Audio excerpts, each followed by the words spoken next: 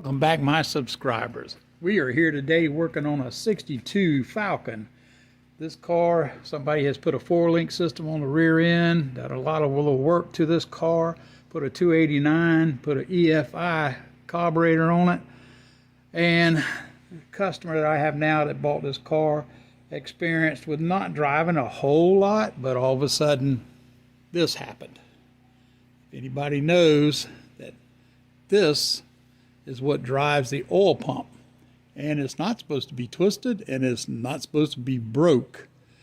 Well, we also decided that we got to figure out why it happened, and we're going to pull the oil pan off of this car, and we're going to actually take the oil pump down, check everything, clean everything, and make sure that we go back with a brand new high volume Ford oil pump.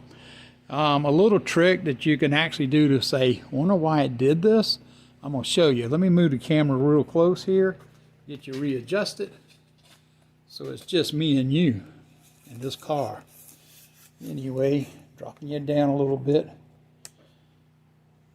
Alrighty, I'll get where you can see in the engine compartment. Bear with me one moment as I do this correction of the camera. Alright, anyway.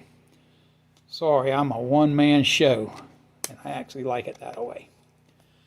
So if you can see now, the distributor shaft hole is here. So the way this works is, here's the distributor, and these hex ends go inside the bottom of the distributor. But when you're dropping the distributor down in there on its timing, this is already in the oil pump and actually down in a few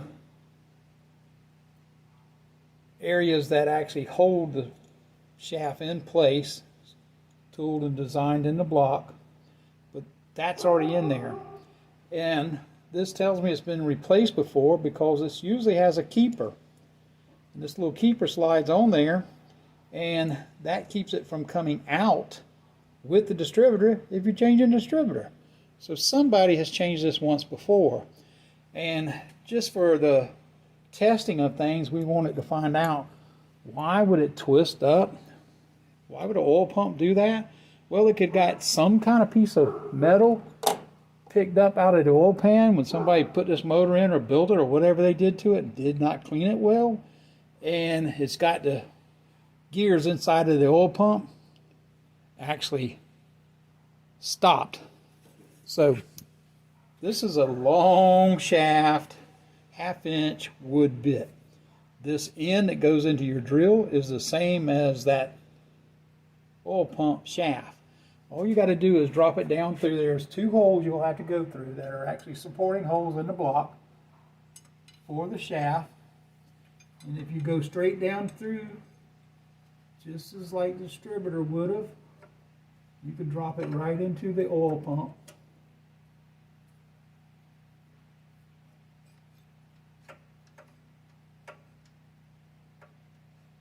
Alright, there we go.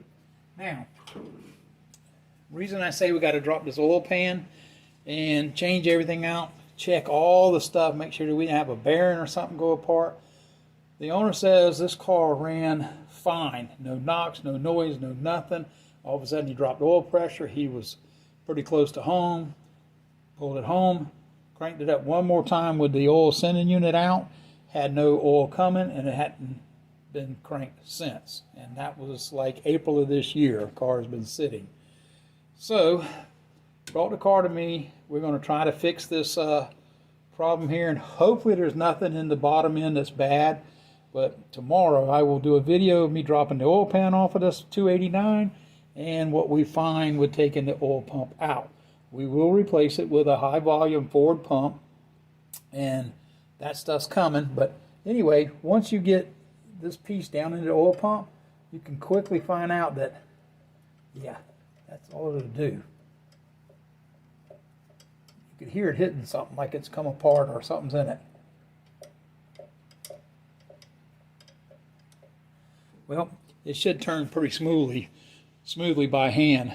And not so smooth, you'd have to strain a little bit, but yeah, you should be able to turn it. In fact, the matter is, if you built the motor and you wanted to prime it on the stand, or either once you put it in the car before you cranked it up, You can actually take one of these bits and cut them down and actually hook a big drill to it and actually spin this oil pump until you get oil through the system and pressure.